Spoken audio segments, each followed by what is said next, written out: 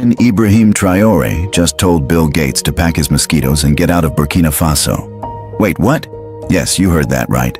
The Target Malaria project, funded by the Gates Foundation, just got the boot from West Africa. Picture this: genetically modified mosquitoes buzzing around your neighborhood, courtesy of Silicon Valley philanthropists. Sounds like a sci-fi movie, right? Well, it was happening in real life until August 18th, when Burkina Faso said, "Not today, Bill." Here's the kicker. While these GMO mosquitoes were supposed to fight malaria, locals noticed something strange. Malaria cases actually spiked between 2019 and 2021. Coincidence? Welcome to This Week in Africa, your weekly live stream where we talk about all things happening in Africa. And today, the main story is Traoré saying no to the Bill Gates Foundation and to TINUBU in Nigeria, and Burkina Faso halts the malaria project, and Snubs Nigeria through the process of defense. So with that, before we get into today's stories, we do our introductions. I'll turn it over to my co-host before I introduce myself. Hello, everybody. My name is Gloria Ayo. I am the creator and host of The African Story. I love to talk about African history and, of course, also analyze current affairs, especially on This Week in Africa. Happy to be back. Yes, and we are happy to have you as always. And so we are back this week. We were off last week. And my name is Joe Hitago, founder of Authentic African. The goal is to bridge the gap between Africans on the continent and Africans in the diaspora. And we're trying to do one of three things with the platform: get people to visit, invest, and or move to the continent of Africa.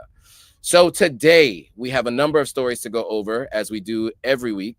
And as we saw at the top of the show, it's Burkina Faso is leading the stories. We have a few other stories that we will be responding to, reacting to, and giving you more insight into throughout the rest of the live stream. So we have Burkina Faso and Mali skipping the African defense talks in Nigeria. We're going to talk about the African Union urging the adoption of a world map showing the continent's actual size, the continent of Africa, that is. Uganda agreeing to take Trump's deportees. U.S. demands social media handles and Nigeria's response. Israel in talks to resettle Palestinians in South Sudan. And then the last major headline, and it's last but not least a really impactful one, is the impact of the U.S. aid cuts, USAID, the cuts that Trump did under his administration and the DOGE program, which, really is affecting countries on the continent of Africa.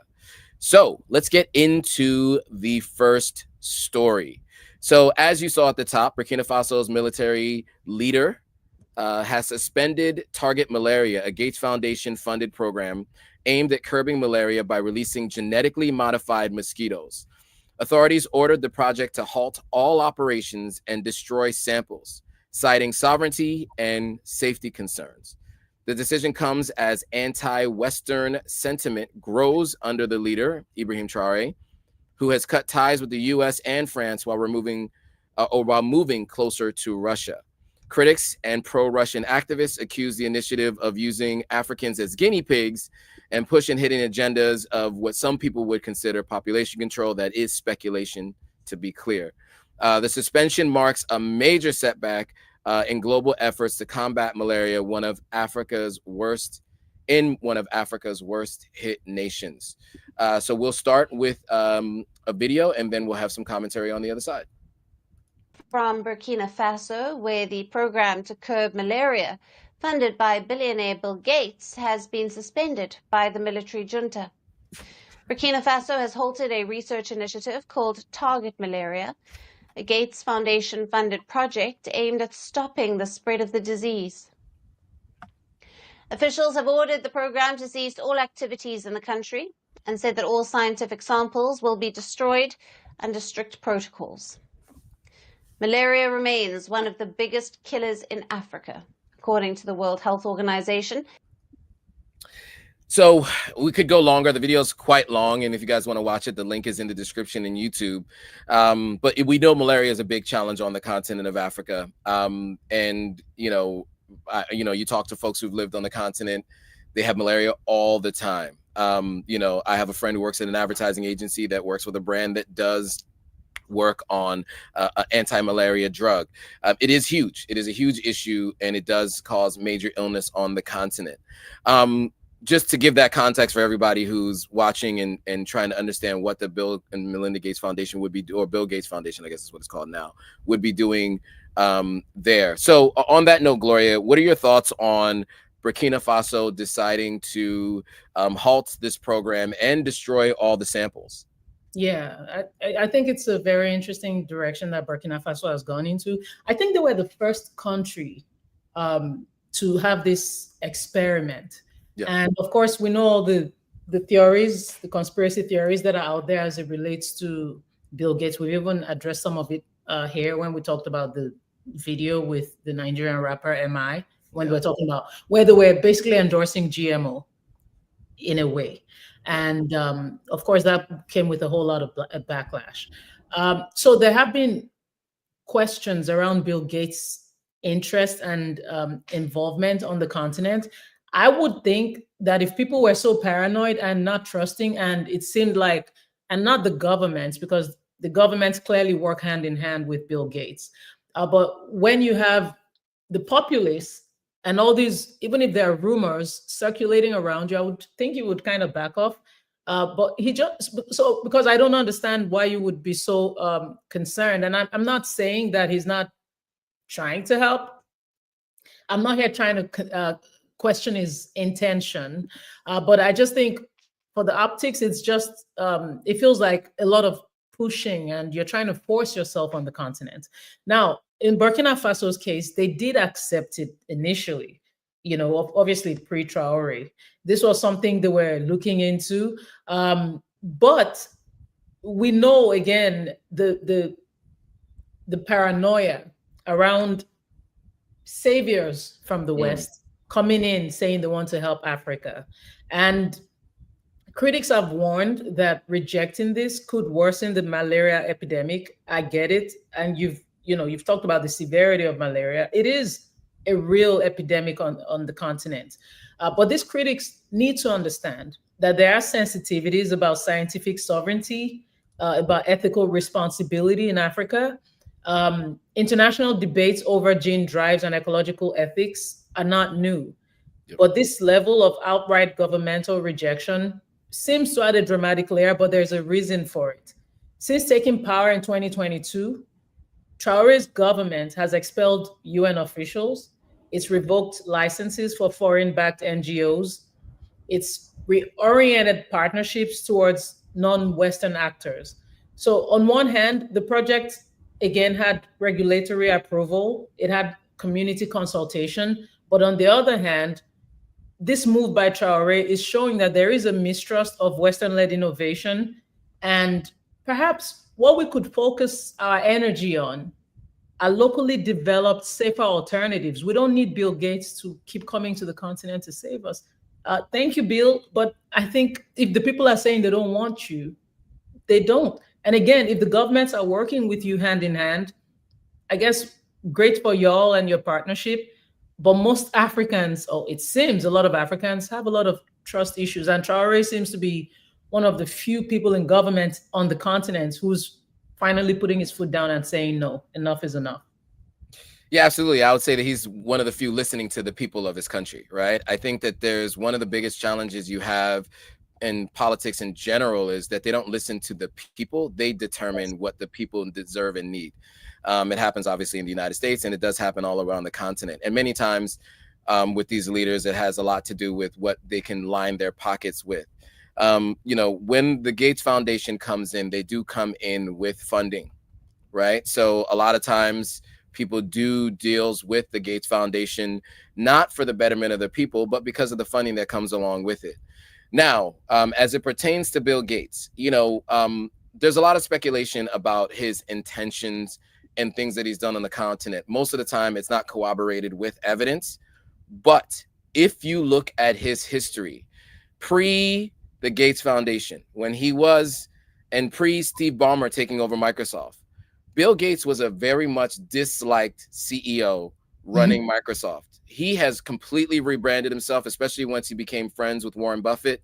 He seems friendly now, but there, if you guys look up footage of him doing these Senate committee hearings and talking about you know, anti-competitive practices and the way they were doing things in business, very robber baron-esque, you know, and the way, you know, Microsoft had to be, you know, the elements of it had to be broken up in the 90s. Just go look all that up. I think that's probably why there is some undertones of these feelings and beliefs about who he is, and maybe many people don't believe in his rebrand. I will say that there's a lot of speculation about him in population control, because he has mentioned the continent is overpopulated. He's mentioned the world is overpopulated. So I think that's why there's a lot of discontent and disbelief in what he's up to. There's even speculation about the vaccines that he's administered on the continent. Either way, the people of Burkina Faso have said they don't want him. People on the continent said they don't want Gates on the continent, and so it seems like Ibrahim Traoré has agreed and has decided not to work with him. Now, the question is, what exactly are these solutions that are going to be implemented to curb malaria? Because I will say that, you know, I don't know if all of you are familiar with what malaria is, but let me explain it to you.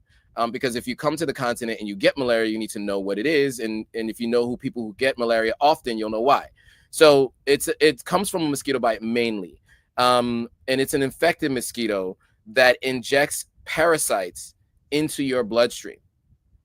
The reason why people continue to get malaria is because when they take the medication that's supposed to eradicate those parasites, almost always when the symptoms are gone, they stop taking the medication and those parasites find themselves coming back again. So if you don't take care of it and you don't do preventative measures, you can continue to get malaria over and over again because it's a parasite that's living in your bloodstream. It's really gross. Look it up if you want to find out more about it. And if you've ever lived on the continent or know anyone who has, you know people who get malaria all the time. I can't tell you how many times my former caretaker, who you guys have heard me talk about, has had malaria. My mom has had it over 4 or 5 times when she lived on the continent. Knock on wood, I never got malaria while going to the continent, and I don't plan on it. But it is a major problem on the continent. I do just want to mention all that because I do think that there needs to be a solution. And if we don't agree that Bill Gates is the solution, then what is, and what are we going to be doing about it? Right. Anything else to add there? No, and that's why I said we need to look for our own alternatives. We have brains on the continent. There's no doubt about that. So what I would recommend is for governments to invest more in the people, invest more in the development of the people, and you'll have the solutions right there, among the people. We have brains. People are so talented, so smart. So let's utilize that and, advance science and technology, and we don't need Bill. End of. There it is. So yeah, and I think a bunch of people are in the same boat, feeling like they don't want to see Bill Gates on the continent. I think that there's a lot of speculation about who he is. I'm just someone who, whether I know or not about the speculation, I'm not going to report on speculation. I would only report on what we know to be true. That's all I'm saying. But look, the people don't want Bill Gates on the continent, then he should rethink what he's doing with the Gates Foundation, specifically there, especially considering, all of his ties with the different organizations and people who are unscrupulous. All right. So staying in the AES, we do have another story pertaining to both Burkina Faso and Mali, who skipped the Pan-African defense meeting in Nigeria. This is highlighting a growing rift between these Sahel nations and West African neighbors. The talks aimed at finding solutions for Africa's security needs were attended by Niger, the only one of the 3 Sahel states. This comes after Burkina Faso, Mali, and Niger obviously exited ECOWAS earlier this year and working on their own alliance of Sahelian states and their own defense alliance. So relations soured obviously after military coups in all three of these nations, and ECOWAS has been threatening and going back and forth with the Sahel ever since.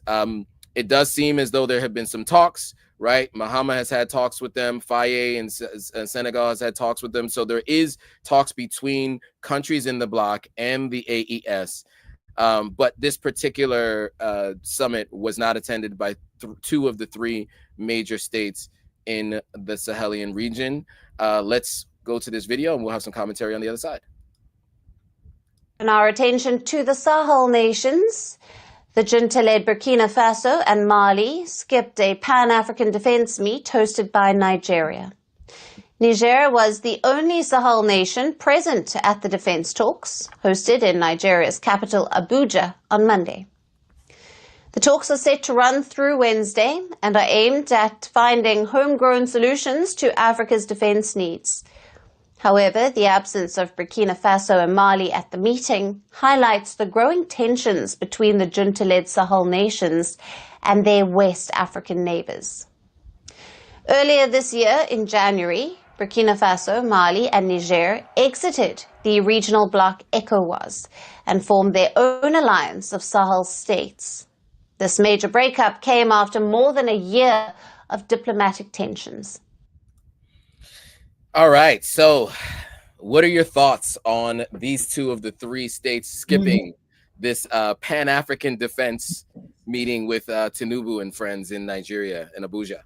Yeah, this is not the first time ECOWAS, let me even talk about ECOWAS largely, has experienced fracture. In the early 2000s, there were deep divisions over responses to the Ivorian Civil War. And the absence of these countries, Burkina Faso and Mali, was not an oversight. It was a deliberate snub, you know, basically proving that there is a widening rift between ECOWAS, which is led in spirit by Nigeria, even though TINUBU is no longer the chairman, and the AES. It wasn't just them skipping a conference. It was basically a bold rejection of Nigeria's leadership and a rejection of West African status quo. You know, not West African, but the West's status quo as far as Africa is concerned. Now, to understand the gravity of this absence, we really need to consider Nigeria's long-standing role, and this was why I mentioned ECOWAS, since its inception in 1975. So Nigeria has always provided the largest military contributions to peacekeeping missions. I mean, way back in the day with Liberia, there were forces from Nigeria and Liberia, ECOMOG, Sierra Leone, and now we saw what happened after the 2023 coup in Niger. We saw Nigeria jumped there and threatened. So under TINUBU, there's been a doubling down on this legacy. Nigeria is always quick to invoke sanctions, always quick to threaten force, and basically prove that it's the leader. But the terrain has shifted. These countries are no longer content with this hierarchy. And they're not, I mean, even their people are not happy with the civilian governments. So that them snubbing TINUBU and not showing up for that at that conference is basically them sending a message that they have no interest. It goes beyond just the fracture. They have no interest in aligning with countries that are not for the people. I mean, these were people that when they took over power, there was a lot of support from their people. And that support was evident when we saw that march for TRAORÉ throughout the world just recently. So if they showed up, it would almost be like they're agreeing with things that these governments are doing that the people are not happy with. So going the opposite route was basically to send a big message. Agreed, 100%. Yeah, and so, look, Burkina Faso and Mali do not directly border with Nigeria. Niger does. So there are some lines where these insurgent groups, especially in the north of Nigeria and in the south of Niger, where they overlap on lands. So I could see why Niger would show up, just because they have to cooperate with Nigeria in many cases to try to work on quelling these insurgent groups and these actors. And there's all kinds of speculation as to where they come from and who is actually sponsoring them. But at the very least, there's a need to be able to fight against them. And so I think Mali and Burkina Faso, they're working with Niger to work on, because they have borders that connect with each other, right? So they're working on their own problems separately. And I can see why Niger would go, as I said, because they're connected to, directly connected. And I'll show you guys on screen, you know, kind of how it looks. So for those of you who don't know West African geography, which, you know, I don't expect anyone here to, because, you know, many of us are US born, or at least US educated.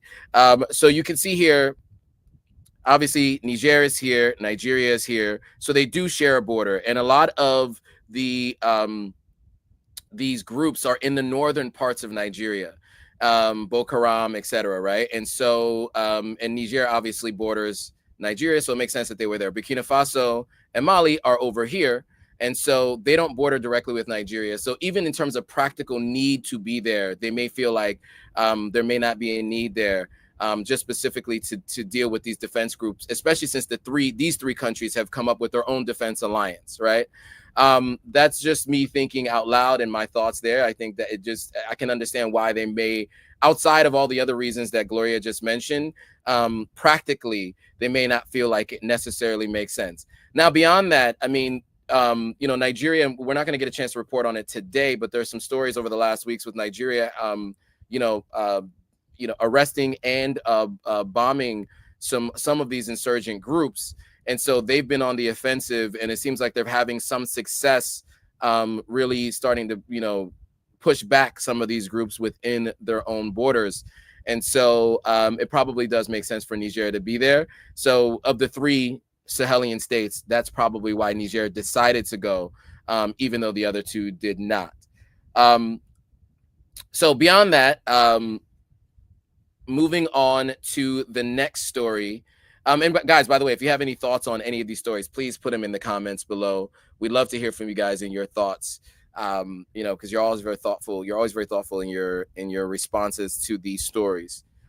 So that's really, you know, we're leaving the Sahelian region and moving on to the United Nations and their campaign to end the use of the maps that were done in the 16th century, the Mercator maps. But before we talk about what the UN is looking to do, let's hear from the Gloria Ayo on the history of the maps and how they came to be. This has to be the biggest scam in the history of geography. Why does Africa look so small on the map? No wonder some people think it is a country. But I digress. I am the African storyteller, Miss Giving You What You Need, Gloria Ayo, and I present Africa to Africans, Africa to the world, and the world to Africa. Meet Gerardus Mercator, a European cartographer who created a map in 1569 known as the Mercator projection, which most of the world uses. But you see, the map was never meant to show accurate land sizes. It was built to help European sailors navigate the seas. But guess what? It enlarged Europe and North America, making them look powerful. And it reduced Africa. Meanwhile, Greenland looks almost the size of Africa on the map, when in reality, Africa is over 14 times bigger. You can fit the US, China, India, and most of Europe inside it, and still have room. Wow. So the map lied. In 1974, a German historian named Arno Peters introduced the new map known as the Peters projection. This map challenged the old colonial distortions, so of course it was controversial. As you can see, the map did stretch the shapes of continents, but at least to show their true size. And when you shrink a whole continent on a map, you shrink it in people's minds. This is why some think that Africa, the second largest continent on Earth, is so small that some even call it a country. Let's talk about that next. So turn on post notifications now and follow at the Gloria Ayo on all social media platforms. Yes, make sure you follow the Gloria Ayo on all social media platforms. So Gloria, let's get some background on the Mercator map before we get into what the UN is proposing. Yeah, and as someone mentioned here that Dr. Jane Elliott, the European descent, very well known. She goes viral all the time from videos from the 90s who talked about this. And there was a documentary I think shot, and she was asked specifically about this. But yeah, I'd love to hear your thoughts on just the history of the map, and then we'll get into the story about the UN. The UN or the AU? AU, sorry, I said the UN, the African Union. We sorry. wish, yes, yeah. African Union, But, the AU. yeah. Now, basically, I mean, this is clearly a relic of colonial era worldview. This goes beyond, and I'm saying this to those who think that Africa has bigger problems. Usually people from outside the continent tell us, you know, Caucasian people, having the audacity to say that we have bigger problems than worrying about a map, and the map was done that way because of the sailors, etc. But no, this goes beyond. You know, it's not even just about updating our classrooms. It's a very powerful step towards reclaiming our narrative and our agency. This is not a new debate, as I said in that video. The Gall-Peters projection was actually proposed in 1974, and it was aiming to correct this size distortion. It was all about, you know, seeking fairness and just reshaping those post-colonial perspectives. But when you flatten, or when you have a map that seems so distorted, why can't we just simply fix the map? Why can't we do that? And I'm happy that the African Union is now, you know, interested in the equal Earth projection, aiming to preserve this size proportion, and just having that shape realism. And I hope they sustain it. We appreciate what the African Union is doing. I've seen even some Africans say, dude, we have bigger fish to fry. There's corruption on the continent. There's insecurity. Why are you worried about a map? But I do think it starts from here. And I think everything can be right. But at the end of the day, maps do shape how we see the world, from the classrooms to the media to international policy. If Africa appears smaller on a map, that does, as I said in that video, affect how people perceive its importance, be it consciously or not. So the AU stance is not about denying global history. It's just basically a plea for fairness, you know, a visual recalibration that aligns how Africa is seen with the reality of its landmass, its people, and its potential. Yeah, well put, and I agree with you 100%. I mean, look, there are many problems that the continent has, and this is one of them. You know, my entire life up until about 10 years ago, I was under the assumption that that was Africa's true size, right? I had no idea that it wasn't the size of Greenland. You know, that imagery that you shared there in that video, I think illustrates it really well. I mean, if you think your continent is small, right, then you think it shapes your perception of the group, its size, the number of resources that it has. When you understand how big it is and you understand why everybody's there, it makes it clear as to how much in terms of natural resources are actually there, in terms of human resources are actually there. And I think that that's an important thing, right? Because you want to see yourself represented properly on the global stage, right? I think it's one of the major steps that need to be taken beyond all the other things that were discussed and how everybody always mentions that we have many problems on the continent. This is one of them. And it's not just a problem on the continent, it's a problem around the world, right? Because everyone perceives Africa to be small because of this map. And obviously it worked. It was done on purpose. You know, there are many different reasons that you hear as explanations. You've mentioned one of them. Some people say because if you stretch out a globe, it distorts the size. Everything in the middle looks smaller. Everything on the edges looks bigger. I disagree. I think that there's an easy way to draw it at its actual size. It should be drawn to scale, especially when you have a scale at the bottom of every single map. When you look at every map, you'll have a scale at the bottom and it tells you what the geography is on, or how you're supposed to measure everything on that map. But then if everything is distorted, how can you use that scale to understand the size, the relative size? So I do think it's important change. Let's get into what the African Union is looking to do, not the United Nations. That's my bad. I mentioned United Nations earlier, so correction. The African Union is looking to do, and then we'll have some commentary on the other side. And the African Union is throwing its weight behind a growing international campaign to end the use of the centuries-old Maseta map. Now, the projection, long criticized for distorting the true size of the continents, especially Africa. But the African Union is calling on governments and local institutions to adopt a more accurate world map that better reflects the continent's scale and importance. The Union claims that the Maseta map makes Africa appear marginal, despite being the world's second largest continent and home to 54 nations and over 1 billion people. Africa has 6 different time zones. It's huge. 30 countries can fit into it. Japan, India, China, most of Europe, France, Germany, Italy. But yet, when you look at it, it looks much smaller than it is. And I think that's problematic. Advocacy groups Africa No Filter and Speak Up Africa argue that the distortion undermines African identity, especially among children. According to the Equal Earth projection, Africa appears to be 14 times larger than Greenland and can encompass several major nations of the world. Now, the group says that adopting this projection will help reclaim Africa's rightful place on the global stage.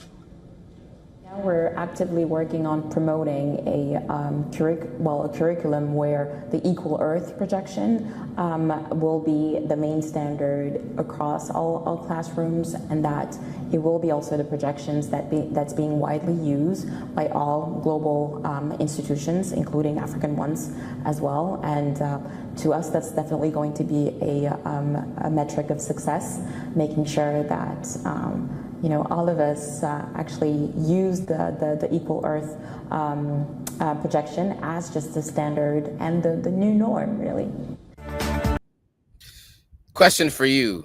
Do you believe that it will be adopted? I think we can all agree it should be, but do you think that it will be? I hope it gets adopted. The African Union has not really had the best reputation in terms of execution. So the call is for them to ensure that they complete this. It's one thing to put it out there, we get the trend, it buzzes all over the world, and then what happens, right? So we hope that they stay on top of it. As they pointed out, it doesn't just misrepresent geography. It's reinforcing a story that Africa is marginal, when in fact Africa is the world's second largest continent. Some people would even tell you it's actually the largest, but anyway. Well, Africa hosts over 1 billion people. So distorting these images or having this distorted view of Africa does not help. It contributes to global misperception, and it does affect our identity and our pride. So they reference children learning geography in classrooms. It is important that children are aware. For instance, children of African descendants throughout the world, they need to be able to see Africa for what it is. And even from an economic standpoint, just imagine the potential for sponsors. Can you imagine what we would have lost if people are able to see Africa for what it is? That would attract investment, because people want to go where people are. Right. So yes, it goes beyond just, why is it so convenient if you're insisting that we're not supposed to change things? It was done deliberately. It's so unrealistic expecting. Well, why should we bear the brunt of that? Mm-hmm. Why don't you find a way to reduce your own continent and make room for Africa on the map? I don't understand it. Yeah, I agree. And, look, to that point, I mean, will it be adopted is a question. Can we even get all 54 countries on the continent to adopt a new curriculum that includes this, let alone other countries outside the United States, especially outside of the continent, especially the United States, considering the changes and adoptions that they're making to American history in the curriculum in schools today. So it's a very big task, but it's necessary. And so at the very least, if these are what's sold around the world, right, if you can start to replace the maps and the globes that people purchase, I think that's a step in the right direction. It is going to take a lot of work. I mean, it's already been 500 or so years since this first version of the map has been in place. So it may take another 500 years before we make the corrections. But I think at the time to start is now, right? And if it's made public, we can at least open the eyes for people, and hopefully we can start to take action moving forward. I'm cautiously optimistic that it will be adopted in some places, but I'm not too sure that it will actually be adopted widely. But fingers crossed, and it's going to be on us to kind of continue to push the narrative to ensure that it does happen. All right, moving on to Uganda agreeing to take on Trump's deportees in the latest migrant deal. So Uganda has confirmed it will receive migrants who were denied asylum in the United States under a new third country deportation agreement.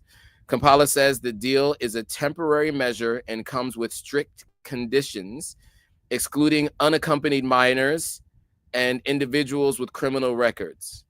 So again, children without their parents will not be sent there, and people with criminal records will not be sent. But children with parents can be sent there, and those who don't have criminal records can be sent there. Uganda has also indicated it prefers to take in people from other African nations rather than from outside the continent. The U.S. says detailed modalities are still being worked out. With this move, Washington's controversial deportation strategy, which has faced criticism from rights groups worldwide. So let's watch a video and have some commentary on the other side. We start with America's third country deportation plan.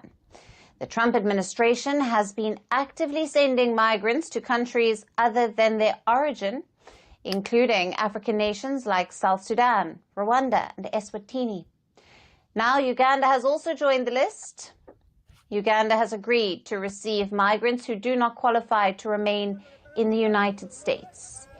The agreement covers third country nationals who may be denied asylum in the US, but are reluctant or concerned about returning to their countries of origin. Uganda says this is a temporary arrangement with conditions that individuals with criminal records and unaccompanied minors will not be accepted. Kampala also prefers that most of those transferred should be from African countries. Both parties are now working out the detailed modalities of how the agreement will be implemented. So I see that it said Uganda prefers that they come from other African countries, but the question is, will it only be people that come from other African countries? We've seen in the past that the United States in these third-party deals do not focus just on continent of origin. So what are your thoughts on Uganda being, what is it, the third country now to accept this third-party migration process with the American administration? I think you're on mute. My bad, y'all. The story grew more urgent as legal proceedings unfolded in the U.S. involving a Salvadoran national, Kilma Abrego Garcia. He'd been previously deported to El Salvador in earlier Trump-era actions, and now he's facing human smuggling charges, and his defense argues that they're dangling deportation to Costa Rica as a lesser consequence. But when he declined plea terms, they threatened removal to Uganda, a country with he has no ties to Uganda, and he says he fears potential danger. Right. Now, deportation of individuals to countries other than their origins, so-called third country removals, has precedent, but it remains rare, and it's obviously very controversial. Under the second Trump administration, these schemes have expanded to include nations such as Eswatini, South Sudan, and now obviously Rwanda, and now Uganda. So Uganda's involvement is basically a new chapter. Why are African nations having to absorb these third country deportees far from their origin? You know, historically, deportations usually involve return to the individual's home country. And for Uganda, there's no well-known precedent of, you know, having to accept unrelated deportees, not in recent decades anyway. So this deal is striking for that reason. And obviously for the internal sensitivity in Uganda, Uganda already hosts 2 million refugees from neighboring crises, South Sudan, the DRC, Sudan. So there's obviously going to be even more stringent demands on resources and governance. Yeah, it seems like just a few deportees at a time, but it seems like something that's going to be a pattern. And before you know it, it becomes the norm. you know, and this was done without clear public process, so that you can understand the backlash. This is a government that faces criticism over bypassing parliament. You know, it's faced criticism for its secrecy, its opportunism. So adding this to it seems more of a, you know, there's a selfish motive. It's more about concern for the government in power than the people's needs. Well put. You know, one thing I'll just add is, you know, a third party country seems to be their solution to not allowing people in America because they're seeking asylum. And technically, you wouldn't send people back to your country of origin if you're seeking asylum from your country. And since the United States doesn't want them, they're sending them somewhere else. I would think countries that are more culturally similar would at least make sense if this is the route you're planning to take.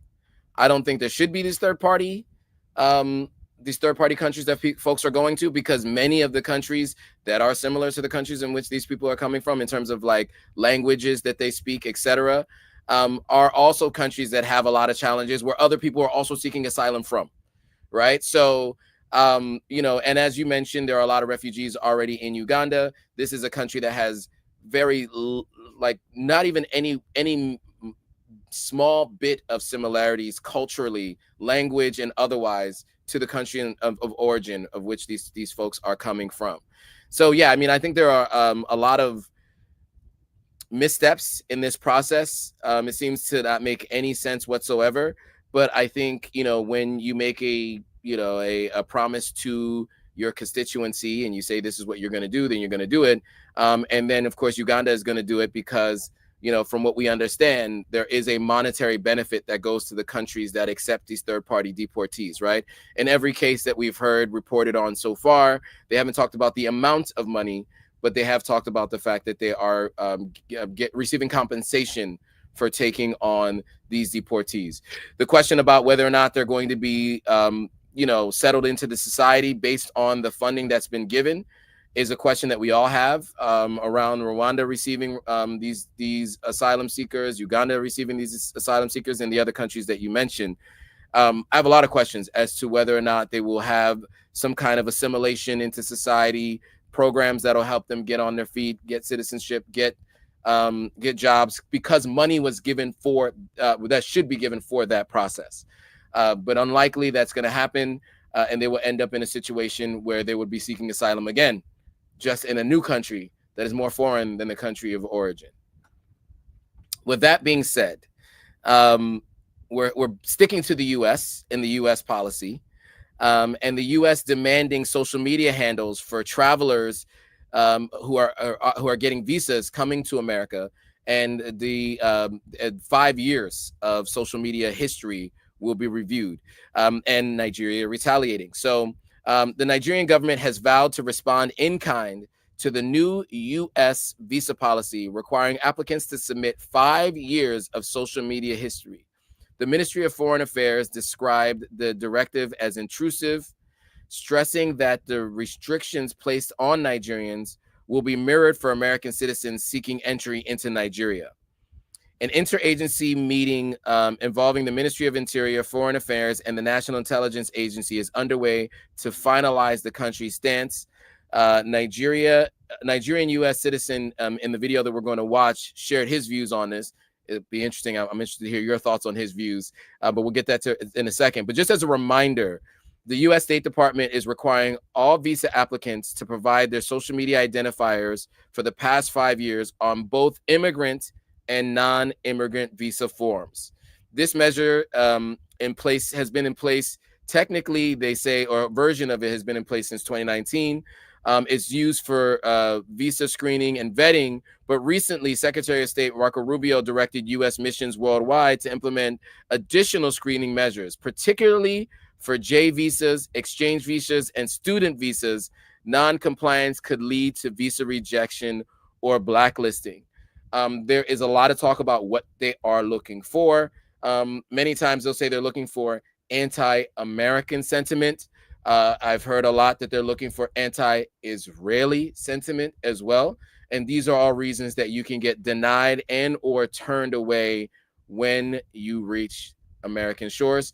We have a video, and we will give some commentary on the other side. And Nigerian U.S. citizen Ejike Okpa joins me now to look at the likely implication of the visa policy clash between Nigeria and the United States. Mr. Ejike, it's good to have you. Welcome. As a dual citizen, how do you interpret the U.S. government's decision to mandate 5 years of social media history from Nigerian visa applicants? Is this a legitimate security move or just discriminatory overreach? I mean, thank you for having me. Any of those concerns of yours, can be taken as legitimate. But the thing is, remember, visa is a privilege. So if you come into somebody's home or country, they reserve the right as to what they want to see when you come in as a guest. If you look at the history of visa in America, there's always been changes. There was a time, when I came, there was the need for affidavit of financial support, and my father wanted for me to get visa, and so that's just things keep changing. Now that you have social media, people want to see what has been the attitude or the comment of somebody who wants to come into your home. I mean, don't you want to know that? If they've been anti-you, they have been wanting to come in here and hurt you. So I don't think it's not an overreach. If Nigeria wants to counter, Nigeria has the right to do it. But if they don't want to do it, that's fine. This is about the students coming in here, and the students are not coming as Nigerian scholarships. They are coming out as individuals. So if they feel this will be an impediment for them, then they shouldn't come, and they should exercise any other option they have. That video is much longer. It's about 18 minutes long. So again, the link is in the description if you guys want to watch the full video. But Gloria, so your thoughts on his commentary and also Nigeria's, mirroring these visa restrictions for those who are looking to get visas to Nigeria from the United States? Well, I would definitely fail the test if they ever asked for my social media handles for the past 5 years. I would definitely be rejected a visa per Trump's requirements. But on a serious note, this is just basically digital scrutiny of applicants. Now you're looking at social media activity for anti-American behavior. What exactly constitutes this? Are we saying now that people are not allowed to give criticism to your government? Would that count, or will that be used against people? And obviously I get the whole security angle. If it has to do with terrorism, I get that. And of course, there's also the big question of anti-Semitism. Are people allowed to express? For instance, if somebody is speaking against the war in Gaza, are people allowed to express their thoughts without you saying that they do not like, a certain group of people? Are people allowed socially to express themselves? But anyway, we know there are precedents. It's not the first time Trump, I think in his first term, they flirted with the idea of reviewing people's social media accounts. Yep. It goes all the way back. Obviously, we think of like World Wars I and II, and how the U.S. immigration policy actually targeted ethnic groups based on their political beliefs, their ideology, or their presumed loyalty, obviously with Soviet Union, etc. So obviously this one is more digital. It's not wartime. But the principle of screening based on ideology or expression does echo these historical practices.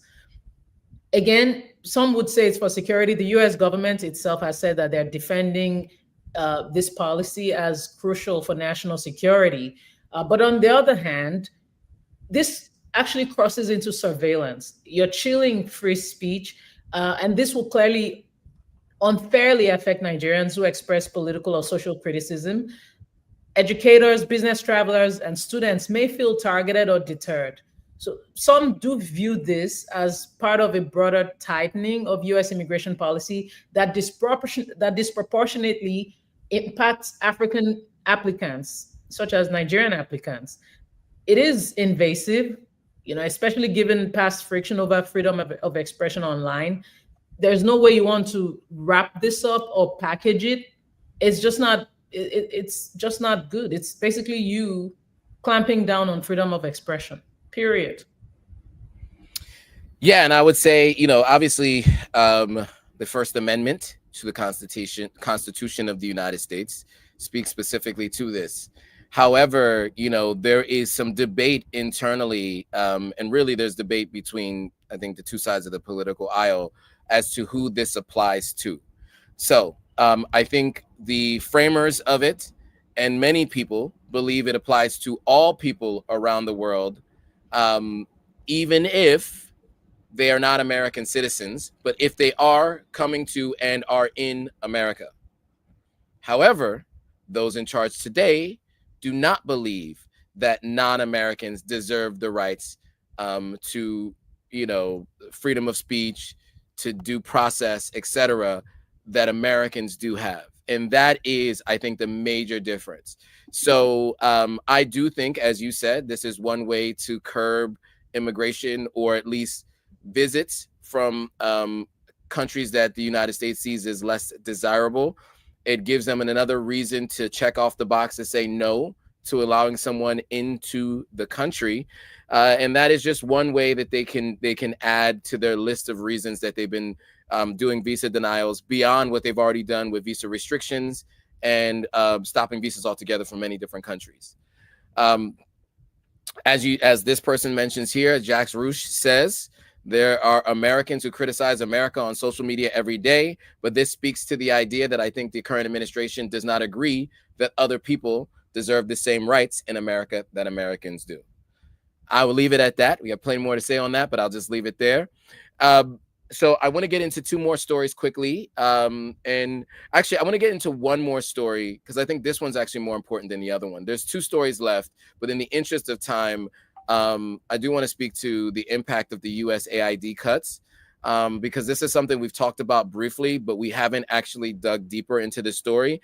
And then lastly, I may have to jump, but I'll leave it to Gloria to maybe speak to the Israel in talks to resettle Palestinians in South Sudan, because that's another conversation that needs to be had. I just may not be able to be on that discussion. But let's talk about this, the impact. So in South Africa, USAID cuts raise fears of a new surge in HIV infections. South Africa's government has vowed it won't let the withdrawal of $427 million in support collapse its HIV program. The latest so it's the largest in the world, but it's struggling to fill that gap. South Africa is having a really hard time finding ways to fill that $427 million gap. South Africa has more people living with HIV than any other country in the world. So when the US President Donald Trump slashed America's foreign aid budget, the impact was immediate as free clinics closed their doors, leaving patients without medication. More than 63,000 people depended on 12 clinics across the nations that were shut down. And up to 220,000 people have faced disruption in their daily HIV medications. Even before the cuts, the country's estimated 8 million people living with HIV, only 2 million were on medication. So I want to call that out so you guys can see the immediate impact of America's foreign policy on people on the continent. So let's go ahead and play this video, and then we'll have some commentary on the other side. South Africa has more people living with HIV than any other country in the world. When US President Donald Trump slashed America's foreign aid budget, the impact was immediate as free clinics closed their doors, leaving patients without medication. Our lives matter. We are human. The funding played a significant role in our lives. The clinic would come to my apartment, give me services there. They would come test me in my home every 3 months, give me my refill. I would only go to the clinic for my prescription. Whenever I needed condoms or lubricant, the clinic was there to give me. Patients say they've been forced to buy HIV medication on the black market. So, your thoughts on the cuts and its immediate impact on South Africa? Yeah, this is a story that actually touches real people. You know, progress that has been built over 2 decades is now unraveling before our eyes. The legacy, the pattern or what was set, things that were put in place, the systems that were put in place previously are now being undone, right? And what people need to understand is that this risk actually could extend globally. Dismantling US aid and PEPFAR could result in 2.9 million HIV-related deaths, a lot of new infections, and as many as 14 million additional deaths across health causes by 2030. We may think it's just affecting Africa, but this could affect the globe. Now, this isn't to say I am for reliance on the West when it comes to programs like US aid. No, I'm not. I would rather we're self-sufficient. And I think that's the big moral that we can all draw from all of this. There was an HIV vaccine trial that had been dubbed brilliant prior to this suspension that was done. And now all that had to stop. Of course, that would now cause job losses. Labs have gone dormant. This innovation that was very promising has been suspended. So again, this could affect the globe. And it is time for African leaders to prioritize. I can't emphasize enough that we have all it takes to be self-sufficient. Mm-hmm. Africa has the resources. Why can't you take care of people's health? Health is a priority. It should be top. But we're so, we're dealing with this huge epidemic of corruption that things that happen, things that literally affect people's lives are not giving the priority that they deserve. Yeah, agreed 100%. As you mentioned, we shouldn't be relying, or Africa should not be relying on the West's help. And unfortunately, they have been and are. $420+ million is a hard gap to fill. But I think it forces self-sufficiency. And let's see if, Ramaphosa and friends step up and actually handle this, right? Now, there was a question about who reported that number. A lot of this reporting comes from South Africa itself. I have friends who work for NGOs and nonprofits in South Africa dealing specifically with HIV and AIDS. The Red Card is one of those that you might have heard of. There's a lot of work to be dealing with this. This is not like propaganda in terms of the numbers in country. This is real. Now, in terms of the help and support that's needed, I think we need to see that from Africa itself, and let's see who steps up and how this gets handled. I have to jump, but there's one last story that I want to get to that I will play, and then I'll leave it to Gloria to respond to afterwards. But I do want to just give you guys a little precursor to this last story. As per a report by the Associated Press, Israel is in talks to resettle Palestinians in South Sudan. This is part of a larger effort by Israel to facilitate mass immigration from the region that is left in ruins by prolonged war. However, the Sudanese Foreign Ministry made a statement refuting that the reports are true. They're refuting the reports, and they're saying that this engagement with Israel, there is no engagement with Israel over this video. But let's watch this. Over this story. Let's watch this video and give additional thoughts for your review. And then there's some stories from around the continent, Gloria. If you'd like to cover them, feel free. I have to go, guys. I will see you guys all in the next live stream. But thanks everybody who's watched for this long. And I hope that you guys stay to the end to hear Gloria's thoughts on this next story and some of the other headlines from around the continent. Thank you, Joe. Thank you. Shifting focus to West Asia now. Picture the current state of Gaza.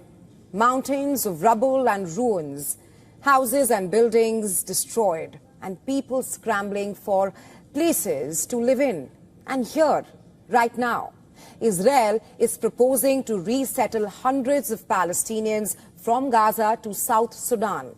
As per report by the Associated Press, this is a part of a larger effort by Israel to facilitate mass emigration from a region that is left in ruins by prolonged war to another. However, the Sudanese Foreign Ministry made a statement refuting the reports of its engagement with Israel over this issue. As per Israeli Prime Minister Benjamin Netanyahu, the resettlement plan is in line with US President Donald Trump's vision of relocating much of Gaza's population through what is referred to as voluntary migration. However, Palestinian rights groups warn that this could amount to expulsion by force and further violate international law. However, this is not the first time. Earlier too, Israel floated similar resettlement proposals with other African nations, such as Somalia and the breakaway region of Somalia known as Somaliland.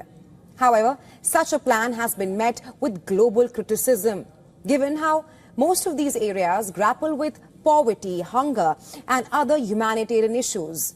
Countries like Egypt, with which Gaza shares a border, opposed the resettlement plan of Gaza, fearing an influx of refugees into its own land. So why is Israel thinking to zero in on Sudan now?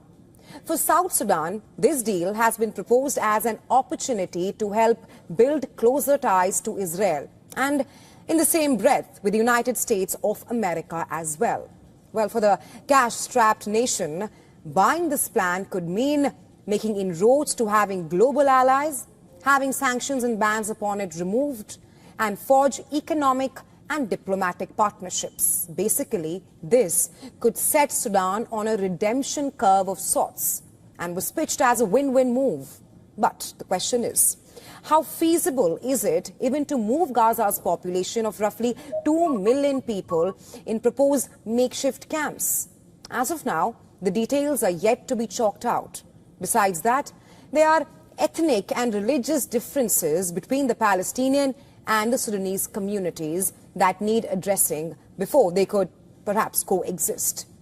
Besides that, Sudan's long and painful history of recovering from a post-independent civil war that claimed lives of nearly 400,000 people left parts of the country facing famine.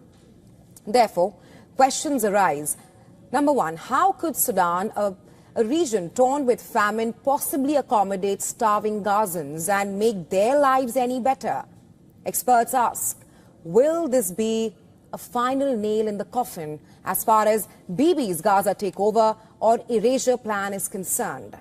With former Israeli general now slamming the Gaza occupation plan as both futile and costly. Right, all right. Again, the conversation around third country resettlements. Obviously, this has caused a lot of alarm throughout the globe. South Sudan, and I think it's very important we mention that or emphasize that South Sudan's foreign minister has labeled all these reports as baseless. He's insisting that no agreement or discussion regarding relocation has taken place. Meanwhile, some Israeli officials have offered something that's conflicting to what the foreign ministry is saying in South Sudan. The deputy foreign minister in Israel, for instance, has said that there are discussions focusing on humanitarian and multilateral issues, but not on resettlement. But either way, it's just caused a whole lot of alarm, as I just said. Palestinians and their leaders have strongly rejected the idea. They've called it another Nakba.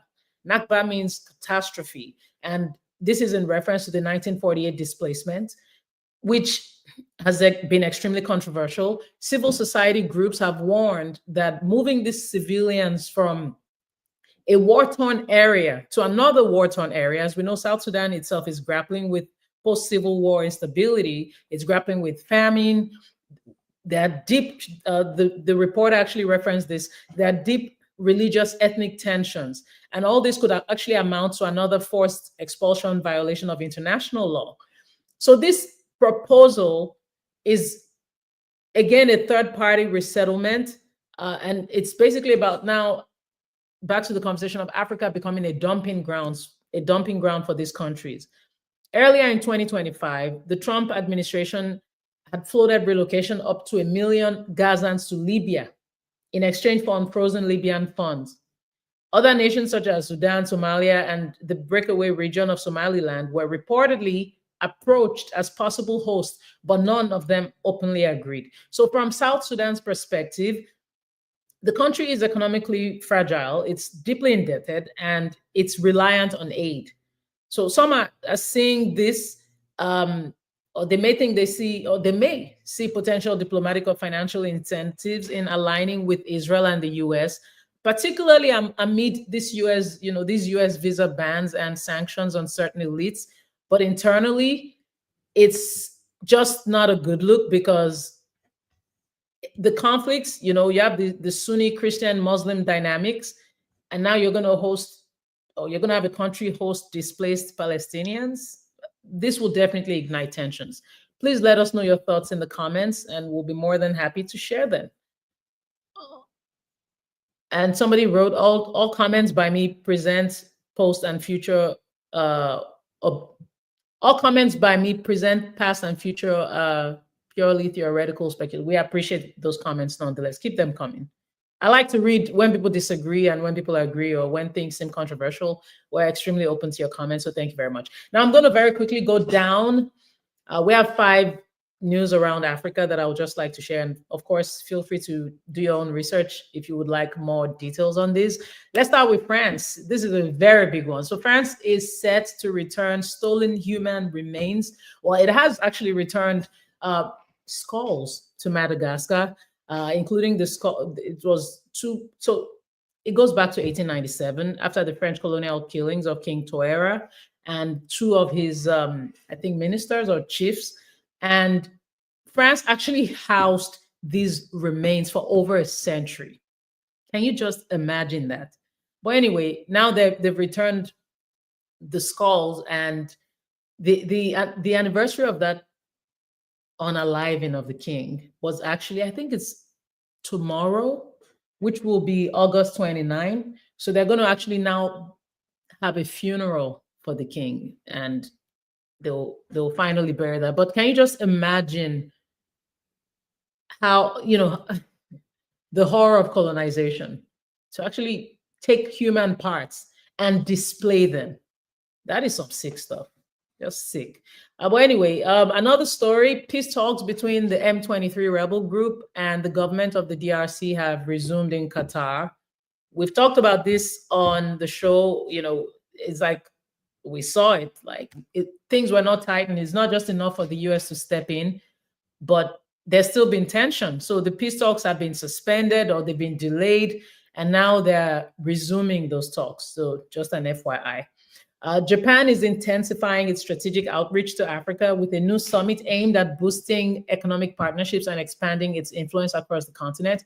Everybody sees what, they've seen Turkey's influence, they've seen China's influence, they've seen Russia's influence. So like I say, we're open to partnerships, and as long as it's respectful and you focus on trade versus aid, because with aid, we know the things that are happening behind the scenes.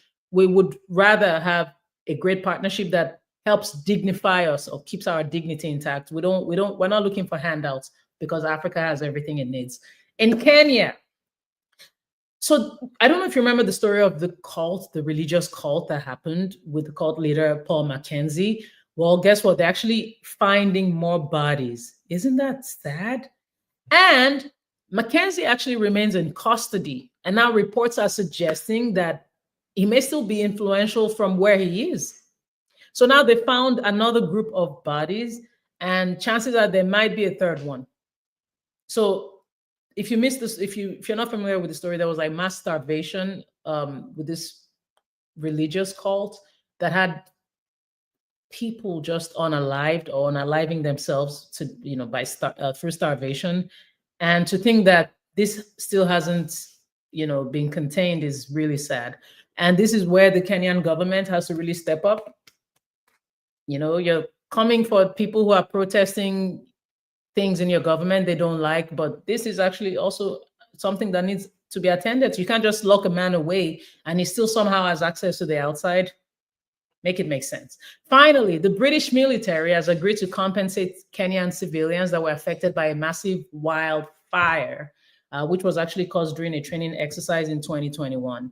That fire burned for days on private and community lands. It destroyed homes, livestock, and environmental resources. So after pressure from local leaders and advocacy groups, the UK has finally agreed to a settlement package. But again, feel free to check out any of these stories, but that's basically it on headlines throughout Africa. Afua Wana wrote, hold these European countries accountable before going after Kenya. Great point. Great point. 6 million Black Africans unalived in DRC since 1996 to 2025. Not a word from the world. Thank you for pointing that out. You also added barbarism gone unchecked. Insane. I know, right? Thank you all so much for your comments. I am at the Gloria Ayo on all social media platforms. And of course, Joe is at authentic_African. Thank you so much. And we'll see you next week. Same time, same place. Have a great rest of your week. Bye-bye.